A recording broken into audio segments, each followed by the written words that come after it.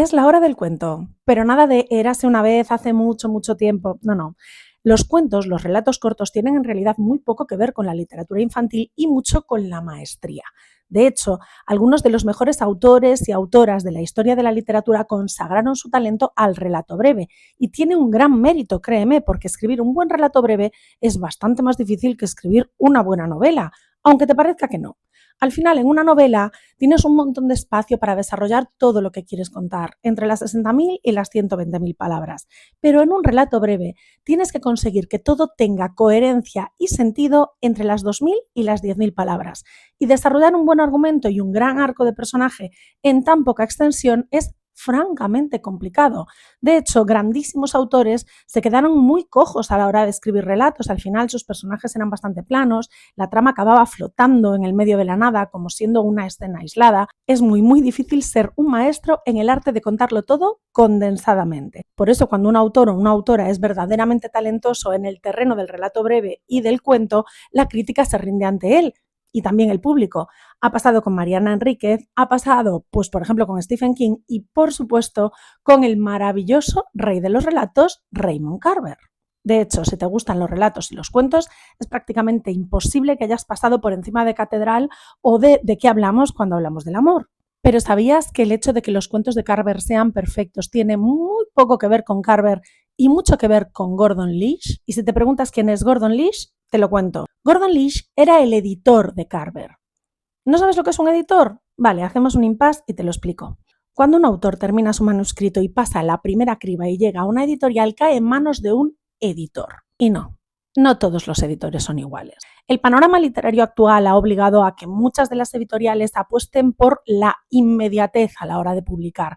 Lo importante es que la obra salga en el momento oportuno, en el tiempo adecuado, envuelta de la manera correcta. Así que muchos de los editores actuales son en realidad lectores editoriales / correctores. Es decir, son personas que leen la obra, hacen una valoración de la misma y hacen una corrección ortotipográfica y sintáctica. No está nada mal, pero se queda muy cojo para hacer una buena edición real de la obra. Si tienes suerte, una vez cada luna azul, tu texto cae en manos de un auténtico editor y eso, amigo, lo cambia todo. Porque un editor es una persona capaz de leer entre líneas, de encontrar el auténtico potencial de tu obra, sacar todo lo que sobra, corregir lo que tiene algún error y convertir esas partes que quedaron un poco cojas en las partes perfectas. No reescribe tu obra, pero casi. Un buen editor puede conseguir que un texto mediocre sea más que aceptable y que un texto bueno sea sublime. Y eso fue exactamente lo que hizo Gordon Lish con Raymond Carver. Raymond Carver y Gordon Lish se conocieron casi por casualidad a finales de los años 60. Lish tenía una cita con el empresario Kurt Johnson, pero Kurt le llamó diciendo: oye, estoy aquí con uno de los colaboradores de la revista y está súper borracho, no puede irse a casa, no puedo ir. Así que Lish, que tenía el despacho muy cerca del de Johnson, decide acercarse hasta allí para reunirse con su colega y de paso conocer al famosísimo borracho. El borracho era Raymond Carver. Carver y Lish hicieron muy buenas migas desde el primer momento y se convirtieron en colegas de borrachera y también en colegas de profesión. Ambos se dedicaban al sector literario. Cuando muchos años después Gordon Lish acabó siendo el editor de ficción de Esquire, llamó a Raymond Carver y le dijo: oye, mándame alguno de tus textos. Y así comenzó esta dupla galáctica.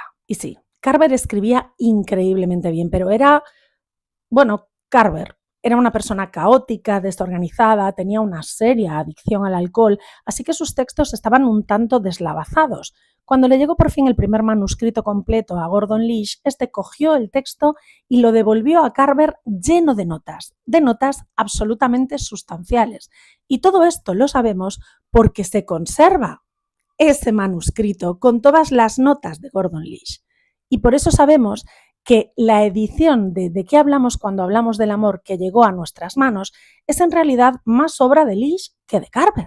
El texto se convirtió en una joya literaria y elevó a Carver a los altares de la literatura universal. Y Gordon Lish se convirtió en su editor soñado. Y al principio iba todo fantásticamente. Pero llegado un momento, a Carver empezó a picarle un poquito esto. Carver tenía muchísimo miedo de que las modificaciones que Lish estaba realizando sobre sus textos estuvieran en realidad modificando sustancialmente esa idea original de cuento que él había puesto sobre la mesa. Así que cuando llegó el momento de entregar Catedral, quiso dejarle muy claras las cosas a Gordon Lish. La edición mínima, pero tampoco fue tan mínima. De hecho, aunque Catedral es bastante más parecido al original de Carver de lo que era, de qué hablamos cuando hablamos del amor, sigue teniendo modificaciones muy sustanciales vinculadas directamente a Lish, algo que a Carver no terminaba de gustarle y que dejó por escrito en varias cartas explicando que le daba miedo perder su esencia. Gordon Lish y Raymond Carver fueron un dúo inseparable hasta la muerte del segundo en 1988, una muerte rodeada de tragedia, la tragedia que ya había rodeado su vida.